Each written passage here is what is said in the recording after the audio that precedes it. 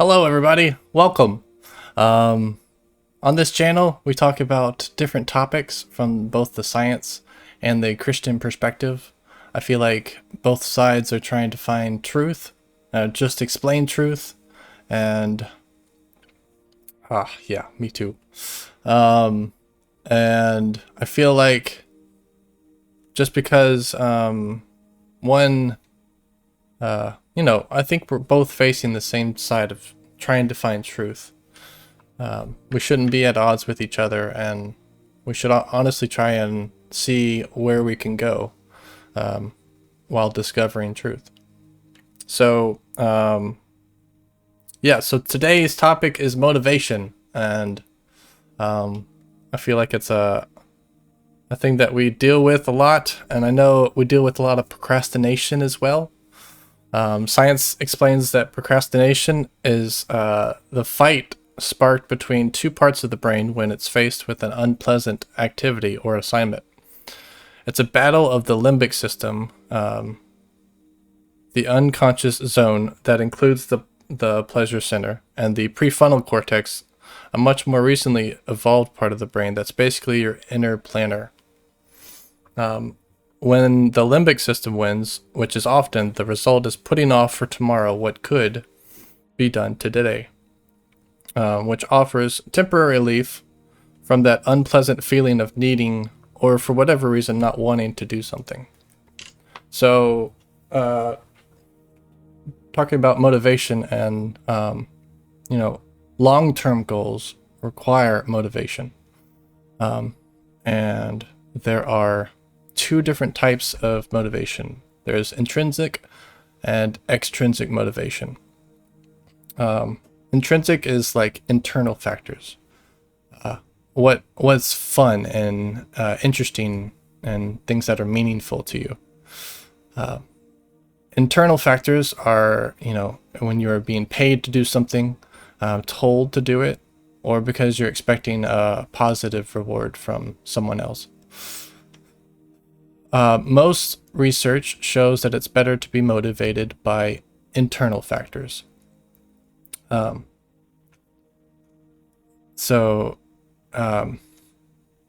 Being, something that you feel passionate about and that is fun, play has a lot to do with motivation.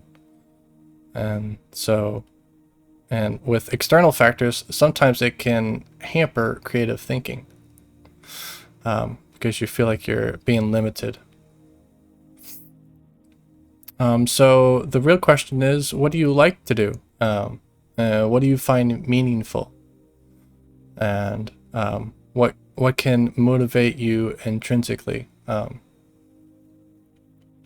sometimes reframing activities as fun can also be a good exercise in terms of motivating yourself. Oh,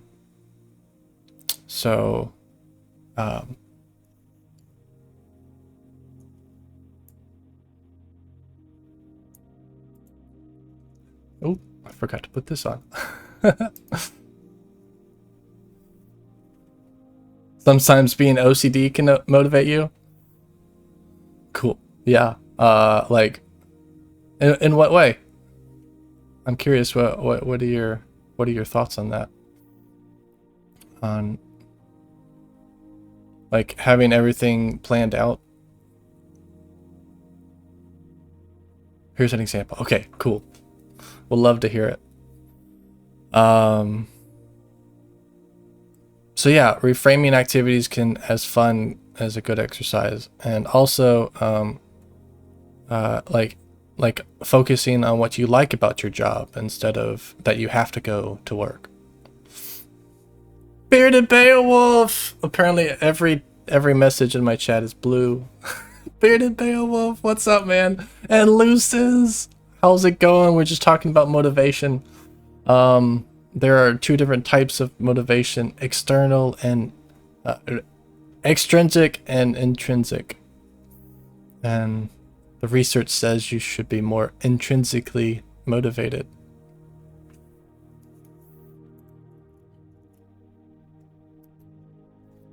How are you doing today? Okay, so Thumper says, I'm having to inventory my department at work.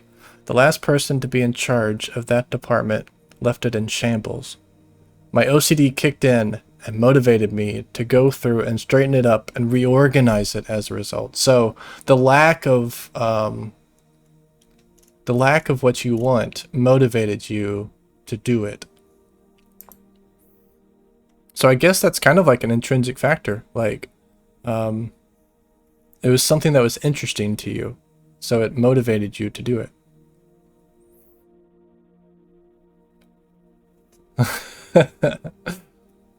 That's really cool. Thank you for sharing that.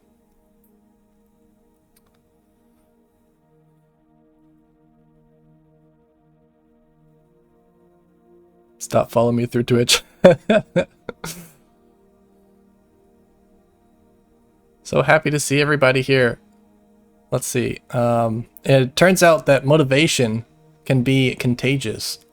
So you can surround yourselves by intrinsically motivated people, and it will in turn make you want to be intrinsically motivated. Once you start something that I see it through to the bitter end. To the butter end! Let's go. That's awesome. So yeah. Yeah, if you surround yourself like with a small group or something, it encourages you to be more motivated to do it. So kind of like with reading the Bible, if you are in more Bible studies, you can feel more encouraged to read the Bible by being in Bible studies. Sometimes setting a time on something you don't like to do motivates the person to beat the clock. Yes. So that would be definitely, I guess it would be falls under interesting. So the internal factors are fun, interesting, and meaningful. The external factors, extrinsic motivation is like when you're being paid to do something, told to do it, or because you're expecting a positive reward from others. So yeah, that's definitely making it a fun task by making by turning it into a timed exercise. You're gaming it essentially. So that's cool. Another thing I found was that a lot of the times, like for setting goals and things to make you motivated, for like New Year's resolutions, people would have a big win when they completed their task.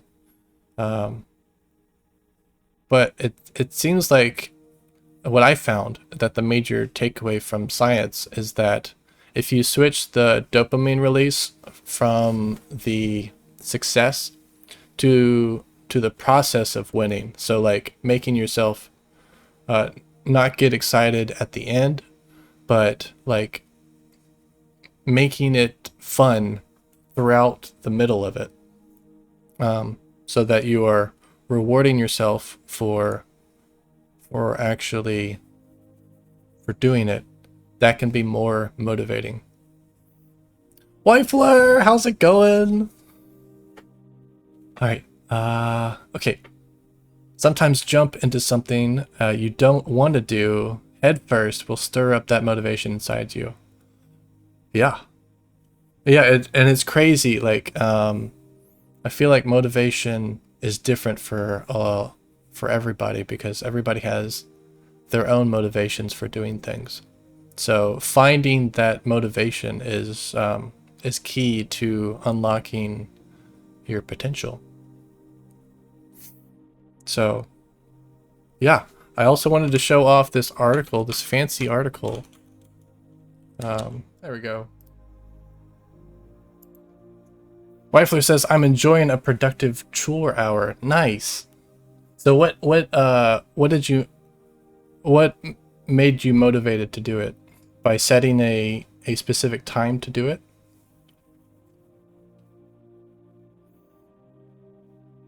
So this is pretty cool. Science has found a neuron in the brain that if you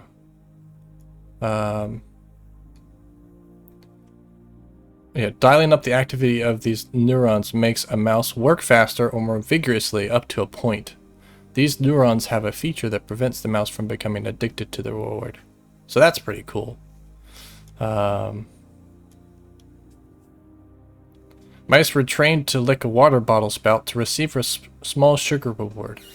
When researchers dialed up the activity of these Fez-F2 neurons, mice would lick more vigorously. If the neuron activity was dialed down, however, the mice would lick more slowly. But they were surprised to discover a feature that prevents the mice from becoming addicted to the tasks and their rewards. When mice drank their fill of sugar water and were satiated, they would not lick or run faster, even if the researchers dialed up the activity of the Fez F2 neurons. Where I took the kids to the gym where I had an uninterrupted hour to get something done. Nice! Now that's motivating. When you have help, and it's, yeah. It's that intrinsic motivation right there. So it says finding a way to fine-tune the human equivalent of these neurons might help people struggling with motivation due to mental illness like depression. We want to selectively increase the motivation of the person so that they can do the things they need to do, but we don't want to create addictive drugs. So that was in 2021. That's cool. Chelsea! We're having another day of no naps. Oh no. Oh. My heart goes out to you. Oh man. That is so strange. Why is it blue on that screen? I don't know. Well, let's see.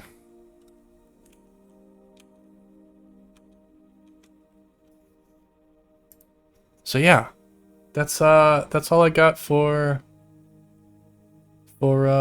motivation. Is there anything else that motivates you, like that is something you feel like is unique to just you? What motivates you? I like it when I can complete the task or see or can see something accomplish. Cool. Yeah, finally getting to know that the task is complete.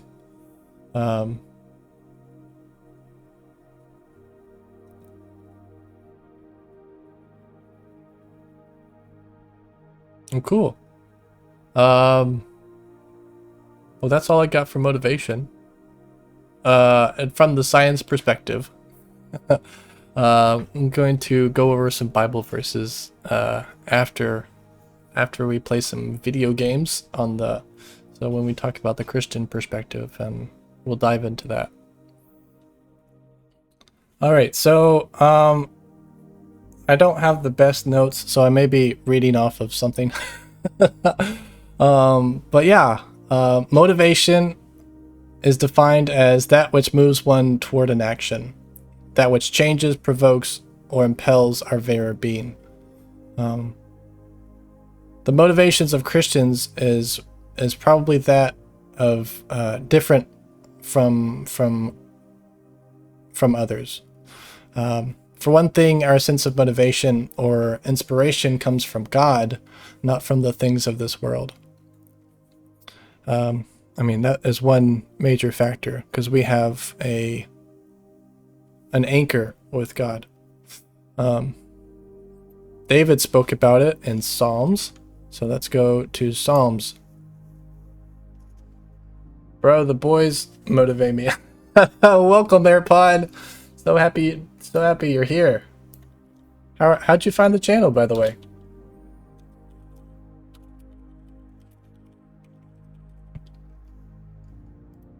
Okay. So it says, In sacrifice and offering you have not delighted, but you have given me an open ear. Burnt offering and sin offering you have not required. Then I said, Behold, I have come, and the scroll of the book it is written of me. I delight to do your will, O my God. Your law is within my heart.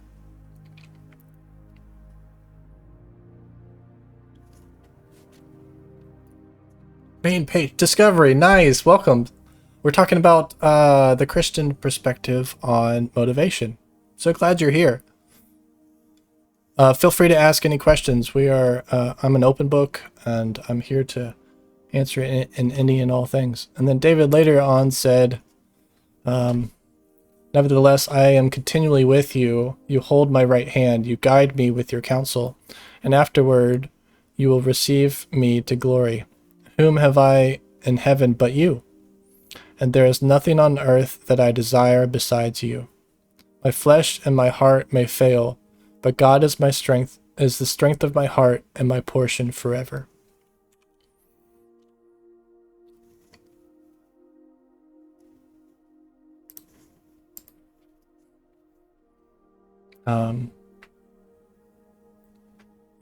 The world is very motivated by self-ambition and self-determination, and things. It's all about me. But the Bible kind of says the opposite, where it's about everyone else and God. And so,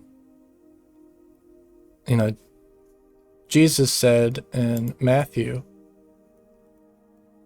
I am a Christian.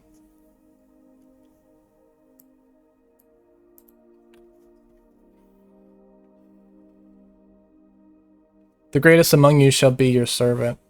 Whoever exalts himself will be humbled, and whoever humbles himself will be exalted. So whoever boasts about himself, he will eventually be humbled by that. And whoever humbles himself will be exalted in heaven.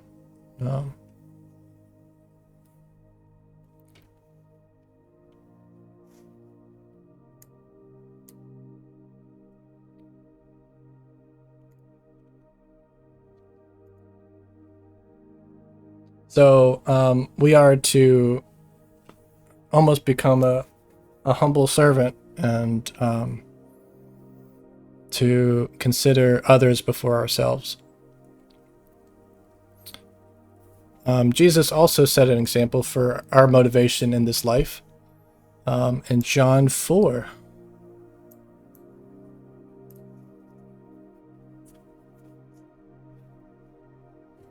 Oh, there's so much good stuff in here. Oh yeah, that's right.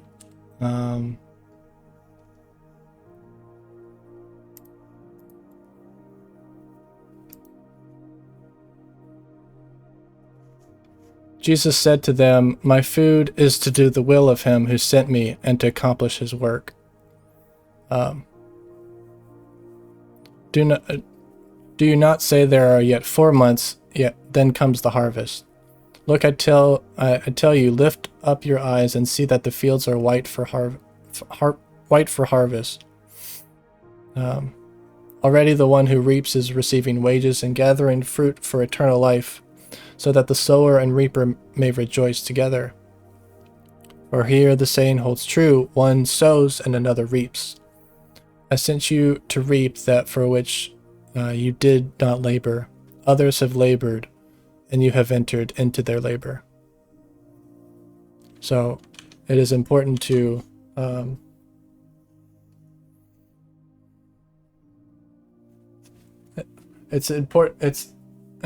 we are to do the will of God, to please God, and that is our motivation in life.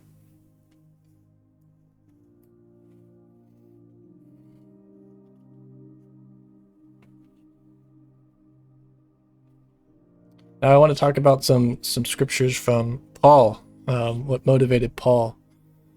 Let's see. Now I find it interesting that Paul went through so much. In 2 Corinthians, he talked about it. But whatever anyone dares to boast of, I am speaking as a fool. I also dared to boast of that. Are they Hebrews? So am I. Are they Israelites? So am I. Are they offspring of Abraham? So am I. Are they servants of Christ? I am better one. I am a better one. I am talking like a madman, with far greater labors, far more imprisonments, with countless beatings, and often near death. 5 times I received at the hands of the Jews the 40 lashes less one. 3 times I was beaten with rods. Once I was stoned. 3 times I was shipwrecked. A night and a day I was adrift at sea. On frequent journeys, in danger from rivers, danger from robbers, danger from my own people, danger from Gentiles, danger in the city, danger in the wilderness, danger at sea, and danger from false brothers. In toil and hardship, through many a sleepless night, in hunger and thirst, often without food, in cold and exposure, and apart from other things, there is the daily pressure of on me of my anxiety for all the churches. I mean, he wrote all these letters to the churches.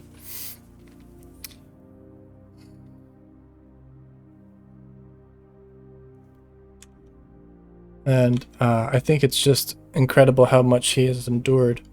But yet he still says, yes, I will rejoice. For I know that through your prayers and the help of the Spirit of Jesus Christ, this will turn out for my deliverance. As it is my eager expectation and hope that I will not be at all ashamed, but that with full courage now as always Christ will be honored in my body, whether by life or by death. For to me, to live is Christ, and to die is gain. If I am to live in the flesh, that means fruitful labor for me. Yet which I shall choose, I cannot tell. I am hard-pressed between the two. My heart is to depart and be with Christ, for that is far better. But to remain in the flesh is more necessary on your account. So we live so that we may spread the gospel and be a light to those, and to please God, to be in obedience with what he has for us.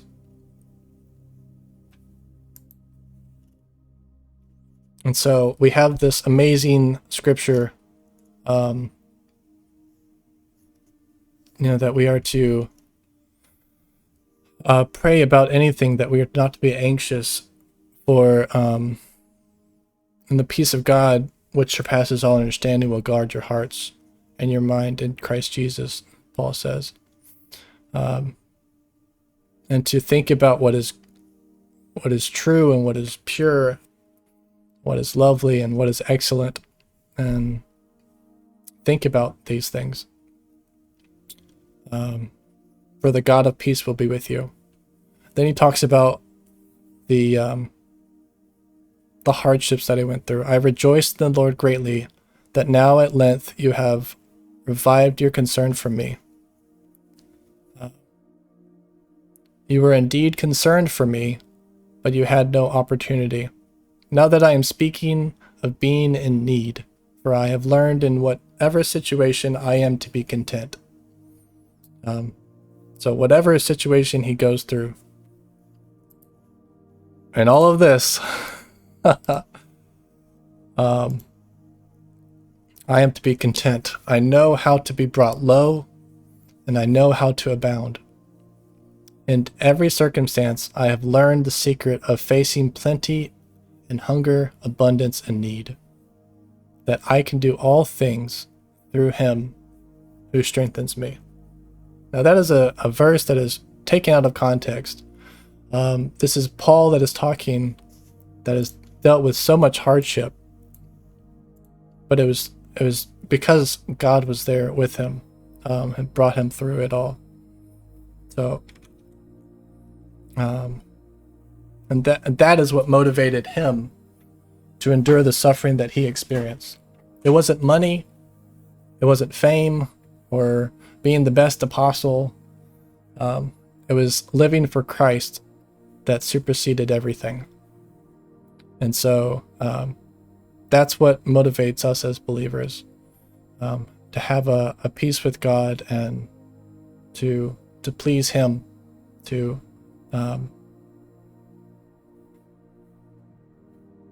just do His will. And that is our true motivation. So yeah.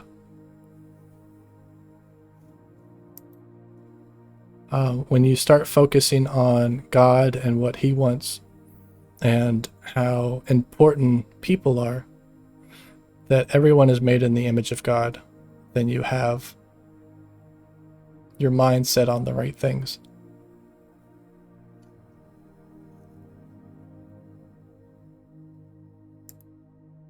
That's it for me on motivation. Does anyone have any questions, or be happy to dive into? We learned from the science perspective that intrinsic, what matters most to you is what motivates, is what really motivates you.